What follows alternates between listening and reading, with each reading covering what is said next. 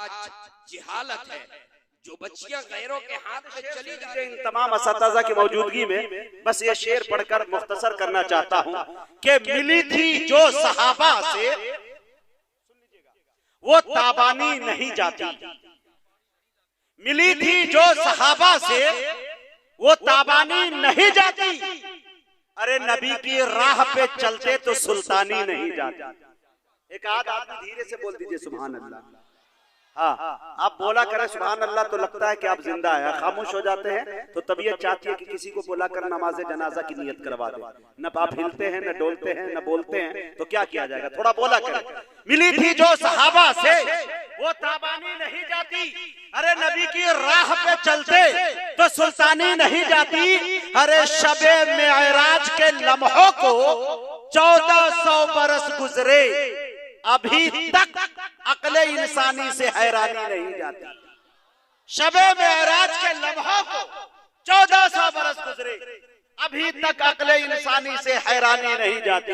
आखिरी शेर ये पढ़ना था, इसलिए मैंने आपका वक्त लिया कि मिली थी जो सहाबा से वो ताबानी नहीं जाती। नबी की राह पे चलते तो सुल्तानी नहीं जाती। शेर देखे कि दुरूदे पाक पढ़ने से बदल जाती है तकदीरें। हाय हाय, दुरूदे पाक पढ़ने से बदल जाती है तकदीरें। ये किसने कह दिया तुमसे परेशानी नहीं जाती? ये किसने कह दिया तुमसे कि परेशानी नहीं जाती? मैं बड़े अदब के साथ मुकर्रिर दीशान दी सलाहियत हर दिल अजीज जनाब हजरत मौलाना अकरम साहब कासमी बानी व मोहतमिम जामिया हसन बिन साबित चीनो गिरिडीह से गुजारिश कर रहा हूँ कि हजरत तशरीफ लाए और अपने खिताब नायाब से हम सामाईन को नवाजें। अल्हम्दुलिल्लाह नहमदुहु व नस्तईनुहुहु व नस्तगफिरुहु व नु'मिनु बिही व नतवक्कलु अलैहि व नऊज़ु बिल्लाहि मिन शुरूरि अनफुसिना व मिन सय्यिआति अमालिना मन यहदिहिल्लाहु फला मुदिल्ल लहु व मन युद्लिलहु फला हादिय लहु व नशहदु अन ला इलाहा इल्लल्लाहु वहदहु ला शरीका लहु व नशहदु अन्न सय्यदना व सनदना व नबियना व हबीबना व मौलाना मुहम्मदन अब्दुहु व रसूलुहु सल्लल्लाहु तआला अलैहि व अला आलिहि व बारक व सल्लम तस्लीमन कसीरन कसीरा। अम्मा बाद, अऊज़ु बिल्लाहि मिनश शैतानिर रजीम। बिस्मिल्लाहिर रहमानिर रहीम। बल हुवा कुरआनुम मजीद फी लौहिम महफूज। सदक़ल्लाहुल अज़ीम। अल्लाहुम्मा सल्लि अला सय्यिदिना व सनदिना व नबिय्यिना व हबीबिना व मौलाना मुहम्मदिन व बारिक व सल्लिम। ज़ी वक़ार आरिफ बिल्लाह नमूना असलाफ हजरत मौलाना अहमद नसर साहब बनारसी दामत बरकातहुमुल आलिया, जो आज के इस इजलास के सदर बावकार हैं, आज के इस जलसे के सरपरस्त मोहतरम हमारे सूबे झारखंड के मुमताज आलिम दीन, निहायत ही बाकमाल जी इस्तिआदाद आलिम और बिलखुसूस आपके जिला धनबाद के एक बहुत अजीम शख्सियत जिनके इल्मी खिदमात इस वक्त पूरे धनबाद ही में नहीं बल्कि पूरे झारखंड में मुहीत है, हजरत अलहाज मौलाना मुफ्ती अब्दुल हई साहब अल कासमी मद्दजिल्लुल आली, सदर जमीयत उलमा जिला धनबाद, मोहतमीम मदरसा जामिउल उलूम महाराजगंज धनबाद।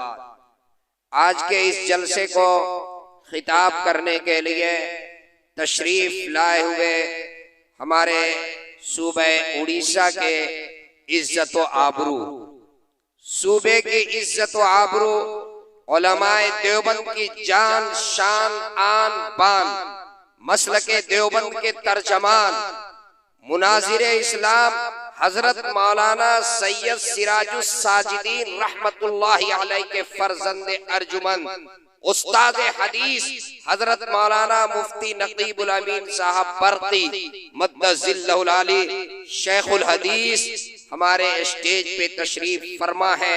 यकीनन मैं मुनासिब नहीं समझता कि हजरत की मौजूदगी में मैं आपका वक्त ज़ाय करूं, लेकिन इंतजामिया का कुछ ऐसा ही हुक्म हुआ, हजरत की इजाजत मिली। मैं बहुत मुख्तसर आपके सामने चंद मिनट में मैं गुफ्तगू करूंगा। मुझे उम्मीद है कि आप बड़ी तवज्जो के साथ मेरी बात समाअत फरमाएंगे और इस आज़्म और इस इरादे से सुनेंगे कि जो बातें कही जाएगी इंशाअल्लाह उसके ऊपर अमल करेंगे। आज का मुसलमान अल्हम्दुलिल्लाह ये बड़ी अच्छी बात है, कहीं भी दीन की मजलिस हो, जलसा हो, इज्तिमा हो, दीनी इज्तिमा हो तो मुसलमान रात भर बेदार हो करके उलमाए किराम के बयानात को सुना करता है। ये बड़ी अच्छी बात है, लेकिन मेरे भाइयों मैं आपको ये कहना चाहता हूँ, अगर आप ये चाहते हो कि आपको इससे फायदा हो, आप ये चाहते हो कि कामयाबी आपके कदम चूमे, तो आप जलसों में, दीनी जलसों में, दीनी इज्तिमात में आप इस आज़्म के साथ शिरकत करें। उलमा के बयानात आप इस इरादे के साथ सुने कि जो भी बात कही जाएगी, स्टेज से जो पैगाम दिया जाएगा इंशाअल्लाह उसके ऊपर अमल करेंगे। अमल करेंगे इंशाअल्लाह। कितने लोग करेंगे जरा हाथ उठाइए। ये मजमा नौजवानों का है और जिस जलसे के नकीब आजम हजरत हाफिज कारी मुजाहिद हसनैन हबीबी हो, उस जलसे में सामईन को नींद आ जाए ये तो मुमकिन ही नहीं, ये तो मुमकिन ही नहीं है। नौजवानों का मजमा है। मुझे नौजवानों को देख करके एक लतीफा याद आया। एक नौजवान, उसकी शादी हुई, नई नई दुल्हन घर आई और पहले ही दिन उसने अपनी बेगम के सामने अपने घर का कानून और ज़ाब्ता सुनाया। ये कहा कि देखो इस घर का बादशाह मैं हूं, इसका हाकिम मैं हूं, इस घर में मेरी हुकूमत चलती है। बेगम ने कहा सरताज बड़ी अच्छी बात है, आपकी हुकूमत, आपके ज़ेरे हुकूमत में हाजिर। क्या हुक्म है? कहा कि इस घर में दाल के अलावा और कोई दूसरा सालन नहीं। सुबह दाल, नाश्ते में दाल, दोपहर का फिर दाल, रात में फिर दाल। पहले दिन दाल, दूसरे दिन दाल, तीसरे दिन दाल, आखिरी में बेगम ने कहा कि क्या और किसी चीज की इजाजत है? सब्जी पकेगी, अंडा पकेगा, चिकन की इजाजत है? कहा कि नहीं, इस घर में मेरी हुकूमत है, यहाँ सिर्फ दाल पकती है, सिर्फ दाल खानी। 1 महीना शादी किए हुए 2 महीने गुजर गए, 3 महीने गुजर गए। 3 महीने के बाद वो इकलौती बहन थी 7 भाइयों पर। 3 महीने के बाद उसका एक भाई मुलाकात के लिए आया। मुलाकात हुई, देखकर आंखों में आंसू आ गया। बहन के आंखों में भी आंसू, भाई के आंख में भी आंसू। देखकर बहुत परेशान हुआ। देखा कि बहन बिल्कुल सूख कर लकड़ी हो गई। कहा कि बहन क्या मामला है, क्या खाना नहीं मिलता? कि नहीं, खाना तो मिल रहा है लेकिन सिर्फ दालें, नाश्ते में भी दाल, दोपहर भी दाल और रात को भी दाल। कहा कि अच्छा ठीक है, दाल का इलाज किए देते, ये लो एक गोली टैबलेट, रात जब खाने में वो बैठे तुम्हारे शौहर तो दाल में ये गोली मिलाकर खिला दो और हमें इसकी इत्तिला कर देना जिस दिन मिलाओ। कहा ठीक है। रात के खाने में वो दाल में वो गोली डाला। वो नशे की गोली थी, नशे की गोली थी। वो दाल खाने के बाद वो बेहोश हो गया, बिस्तर पे लेट गया। इसने अपने भाई को फोन कर दिया। 4 भाई आए, 7 भाई थे ना, 4 भाई आए और चारों भाइयों ने पहले अपने चेहरे पे कपड़ा लपेट लिया और ये जिस बिस्तर पर, जिस चारपाई पर लेटा हुआ था, इसको जो है नशे में देखने के बाद इसके ऊपर कफन उड़ा दिया, इसको कफन के अंदर ढक दिया, कफन पहना दिया और इसकी चारपाई चारों भाई मिलकर उठाकर दूसरे कमरे में लेकर चले गए। दूसरे कमरे में ले जाकर लेटा दिया और उसके बाद ये लोग इंतजार में रहे कि जरा इसका नशा खुले, इसकी नींद खुले। कुछ देर के बाद जब ये नशे से कुछ खुला नशा खुला, इसकी नींद खुली, आंख खुली, तो ये उठ के बैठ गया, देखने लगा ये तो मेरा कमरा नहीं है। और ये चार लोग, चारों जो है पाए में चार लोग बैठे हुए हैं, ये कौन लोग हैं? चेहरे के ऊपर काला कपड़ा है, हाथ में कोड़ा है। उठकर बैठ गया और बैठ करके पूछा क्या बात है, आप लोग कौन हैं और मैं कहाँ हूँ? कहा कि सुनो, अब तू दुनिया में नहीं है, अब तू दुनिया में नहीं है, तू मर चुका है और अभी अब तेरा हिसाब शुरू होगा। और हम लोग फरिश्ते हैं, चारों फरिश्ते हैं, अब तुम्हारा हिसाब व किताब अब शुरू होगा। कहा कि क्या हिसाब है? कहा सबसे पहले ये बताओ कि तुमने क्या क्या खाया दुनिया में? कहा कुछ नहीं, सिर्फ दाल। कुछ नहीं, दाल। कहा कि सब्जी नहीं खाई? कि नहीं, कभी नहीं खाई। कहा कमबख्त कहीं के, अल्लाह की नेमत हरी सब्जी तुमने क्यों नहीं खाई? इसको 50 कोड़ा मारो, 50 कोड़ा मारो। अब 50 कोड़ा जो है एक भाई ने।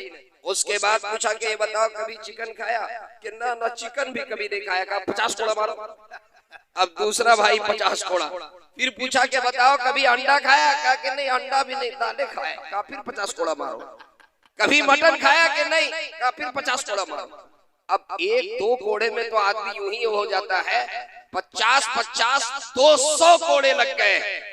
200 कोड़े मार करके और चारों भाई मुतमईन होकर के चले गए। और ये तो दोबारा फिर जो है बिस्तर पे लेट गया, बेहोश हो गया। सुबह 10 बजे नींद खुली, बेगम ने आकर के जगाया। कहा सरताज क्या हाल है, क्या खाना नाश्ता नहीं खाएंगे? उठिए, नाश्ता मैं आपके लिए बना करके लाऊं। ये बहुत ही मुश्किल से इसकी नींद खुली।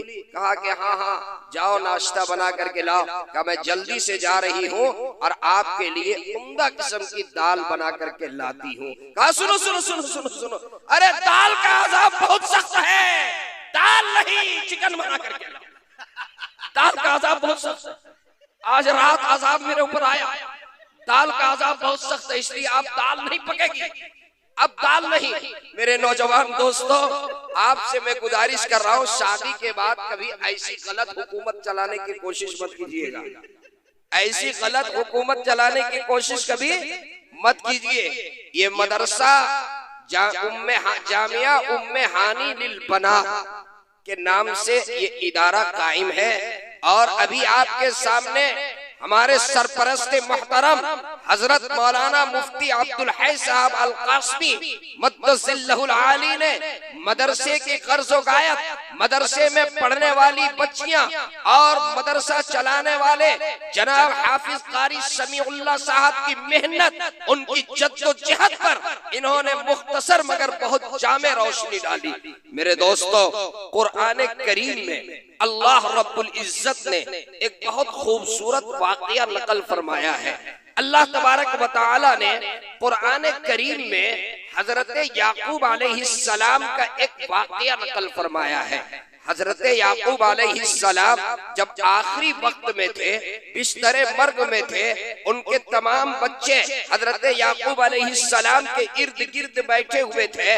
उस वक्त हजरत याकूब अलैहिस्सलाम ने अपने बच्चों से, अपनी औलाद से उन्होंने एक सवाल किया। मैं आपको वो सवाल बताऊं, इससे पहले मैं आपको ये बताना चाहता हूं कि हजरत याकूब अलैहिस्सलाम कौन है, ये कौन थे?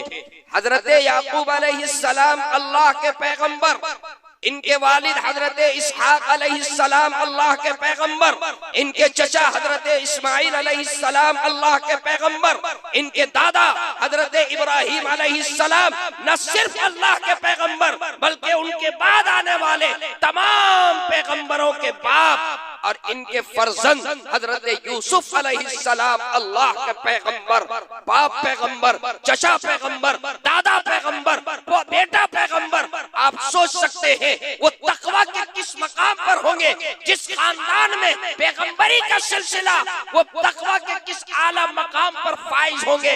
इसके बाद हजरत याकूब अलैहिस्सलाम अपने बच्चों से सवाल फरमाते हैं, मा ताबुदून मिन बादी, ये बताओ कि तुम मेरे बाद किसकी इबादत करोगे, तुम मेरे बाद किसकी इबादत करोगे। मेरे दोस्तों, मेरे नौजवान साथियों, इस इजलास में आए हुए मेरे बुजुर्गों, हजरत याकूब अलैहिस्सलाम ने ये सवाल क्यों फरमाया, इस सवाल की जरूरत क्यों पड़ी, उनके दिल में ये खदशा क्यों पैदा हुआ?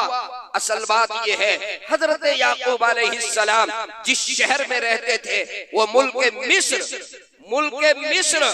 जहां पर अक्सरियत गैरों की थी, मुशरिकीन की अक्सरियत थी, चांद सूरज सितारों की परस्तिश किया करते थे, बादशाहों की परस्तिश करते थे, मज़ाहिर कुदरत की परस्तिश करते थे। हजरत याकूब अलैहिस्सलाम को ये खतरा लाहिक हुआ कि कहीं ऐसा ना हो अक्सरियत अकलियत को निगल जाए और ये मेरी आने वाली नस्लों का दीन और ईमान बाकी न रह सके। इसलिए हजरत याकूब अलैहिस्सलाम ने ये सवाल फरमाया। मेरे दोस्तों, आज हम और आप जिस मुल्क के अंदर रह रहे हैं, हमारा ये मुल्क, ये वतन अजीज, आज हम भी कुछ इन्हीं सूरत हाल से गुजर रहे हैं। हमारे यहाँ भी अक्सरियत गैरों की है, हम अकलियत में हैं और उलमा की मौजूदगी में, सूबे झारखंड के अकाबिर उलमा की मौजूदगी में मैं आपको ये बताना चाहूंगा, आज जो हालात है मुल्क में, आज जो हुकूमत की साजिशें हैं, रोज नई नई तालीमी पॉलिसी लाई जा रही है, नई तालीमी निसाब का निफाज किया जा रहा है, रोज ऐसी साजिशें की जा रही हैं। इनका मकसद ये है कि किसी तरीके से इनके आने वाली नस्लों का ईमान खत्म हो जाए, इनके आने वाली नस्लों का दीन खत्म हो जाए, ये दीन पर कायम न रह सके। आज देख लें कैसी कैसी साजिशें रची जा रही हैं, कैसी कैसी तालीमी पॉलिसियां लाई जा रही है, कैसा कैसा निसाब जबरदस्ती हमारे ऊपर थोपा जा रहा है। स्कूलों के अंदर क्या निजाम बन रहा है, मखलूत तालीम की वजह से आज हमारी बच्चियों की मुस्तकबिल किस तरह से है, मखलूत तालीम की वजह से आज किस तरह से परेशान किया जा रहा है। मेरे भाइयों, आज बड़ी जिम्मेदारी के साथ इस स्टेज से मैं आपको ये पैगाम देकर के रुखसत हो रहा हूँ, अगर हमने आज होश का नाखून नहीं लिया, अगर आज हम बेदार नहीं हुए, अगर हम सोते रहे और अपना रिश्ता इन मदरसों से मजबूत नहीं किया, अपना रिश्ता मदरसों से मुस्तहकम नहीं किया, अपने इलाके में चलने वाले मदरसों को अगर हमने मजबूत नहीं किया और अपने गांव में, अपने मोहल्ले में अगर मकातिब कायम नहीं किए, कुरान करीम की तालीम का निजाम नहीं बनाया, तो कहीं ऐसा ना हो कि हमारे आइंदा आने वाली नस्लों में ईमान और दीन के ऊपर डाका डाल दे, हमारी आने वाली नस्लों का ईमान महफूज न रहे। ये मदरसा उम्मे हानी लिल बनात आप क्या समझते हैं? हाफिज समीउल्लाह साहब की मेहनत आप क्या समझते हैं? इस मदरसे को कभी हल्के में ना लीजिए। इस मदरसे में हमारी बच्चियां, हमारी बेटियां, हमारी बहनें इस मदरसे में कुरान की तालीम हासिल कर रही हैं। आज मुल्क के हालात आपकी निगाहों के सामने, रोजाना अखबारात पढ़ते हैं, रोजाना टीवी चैनलों में और न्यूज चैनलों में आप देखते हैं इर्तिदाद का दहाना खुला हुआ है। एक दो नहीं, सैकड़ों की तादाद में नहीं, हजारों की तादाद में, बल्कि मैं कहूँ तो मुबालगा नहीं होगा, लाखों की तादाद